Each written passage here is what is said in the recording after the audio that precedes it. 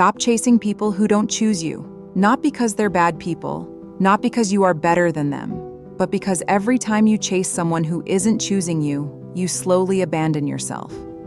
Most people don't realize when chasing begins. They call it effort. They call it patience. They call it love. But there is a moment when effort stops being healthy and starts becoming self-erasure. That moment is when you give more while receiving less. When you explain yourself more while being understood less. When you stay available while they remain undecided. Chasing doesn't come from love. It comes from fear. Fear of being alone. Fear of starting over. Fear of accepting the truth.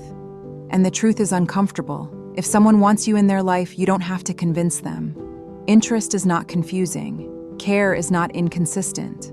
Effort does not disappear and reappear. When someone chooses you, you feel calm, not anxious, not uncertain, not constantly questioning yourself. Chasing puts you in a position of imbalance. You begin to watch your words. You adjust your tone. You overthink your messages. You start measuring your value based on their response. And little by little, you stop acting like yourself. You become someone who waits, someone who hopes, someone who tolerates uncertainty. This is the real cost of chasing, not rejection, but the loss of self-respect. People often say, if I stop chasing, I'll lose them. But the reality is this: if you have to chase someone to keep them, you already don't have them.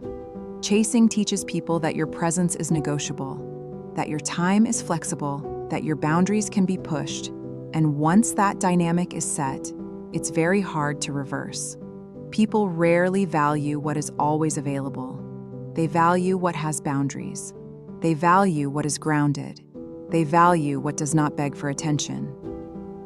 Another hard truth is this: some people enjoy being chased, not because they want connection, but because they want validation. They like knowing someone is waiting.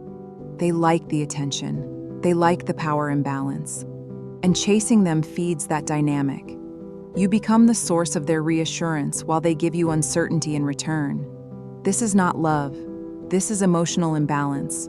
When you stop chasing, something uncomfortable happens. Silence. No more reaching out. No more checking. No more proving. And in that silence, reality becomes clear. Some people disappear, not because you failed, but because they were never choosing you to begin with. And others react. They notice the absence. They feel the shift. They sense the loss of access. But here's the most important part. Your decision to stop chasing should never depend on their reaction.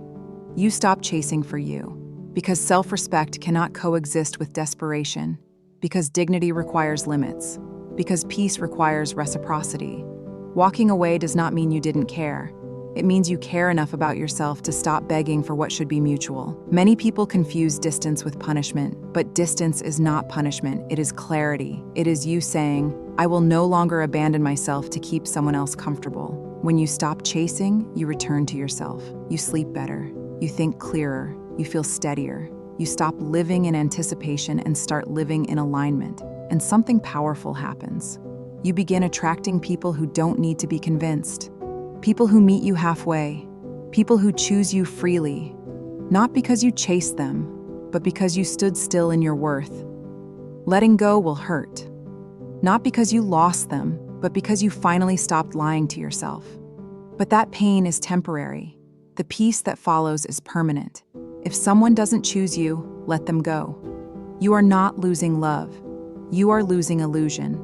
And that is where self-respect begins.